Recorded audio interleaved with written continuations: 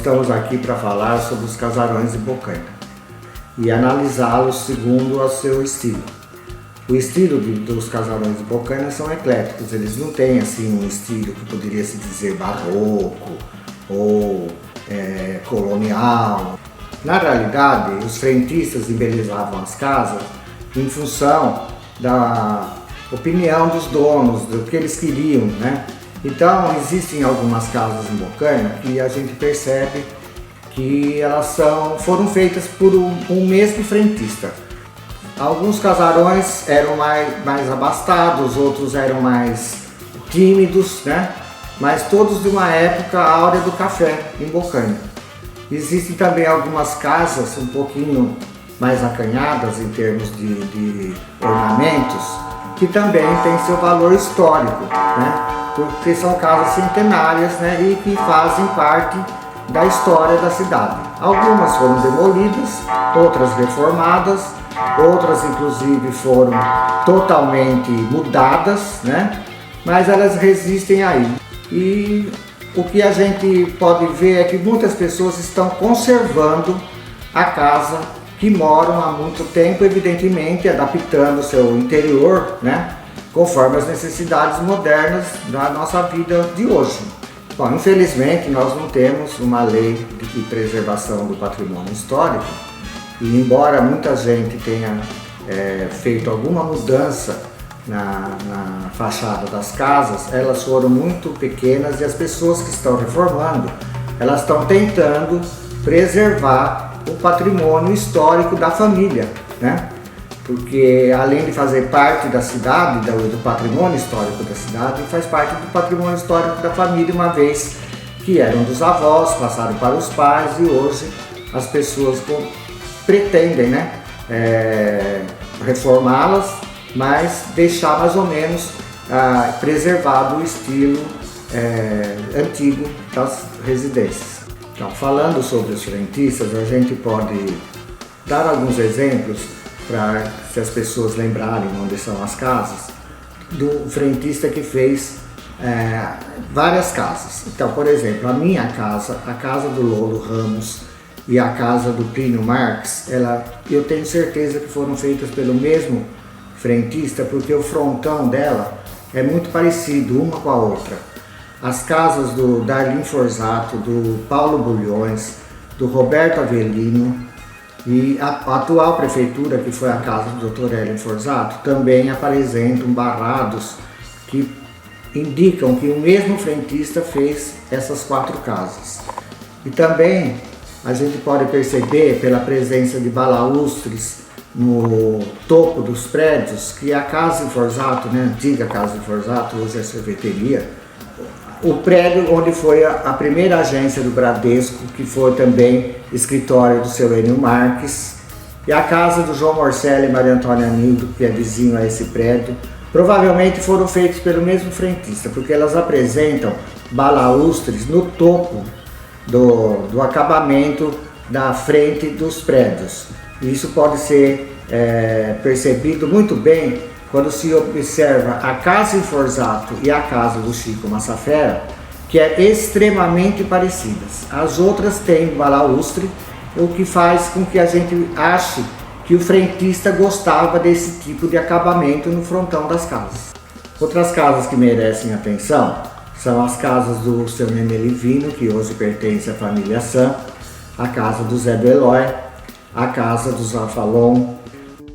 Isso aqui já foi casa de Romeu da Prado. Isso aqui já foi hotel, pode levar o H lá em cima. Já foi da Polícia Militar. A conservação dessa casa é a mesma coisa que conservar um apartamento que manhada de dinheiro. E por isso que está assim. Agora o fulano chega aqui e fala, rapaz, que coisa bonita. Bonita eu sei que é. Mas e o prédio? É isso aí, Peixoto. Vê que você está vendo. Aqui tem lá o AF Almeida Prado, aqui tem o limpador de pé, tinha tudo aqui. E aos poucos vai indo morro abaixo. Eu vou fazer o quê? Na sua opinião, essa casa, você acha que deveria ter algum apoio público para a preservação dessa fachada, que é considerada a fachada mais bonita da cidade e que uma das mais antigas? Bom, deveria ter. Então eu queria que tivesse alguém que se formasse fazer assim, para reformar um patrimônio histórico, para ajudar, deixar, para não deixar cair, ou levantar e fazer alguma coisinha. Mas se não tem, fazer o quê? A casa do Chico Negro, as casas da Bruna e da Silmara Jimenez, a casa Mentano, a casa dos Rotondaro, da família Rotondaro, são casas que merecem bastante atenção pela característica centenária que elas têm, né? Algumas foram reformadas, mas a característica permaneceu.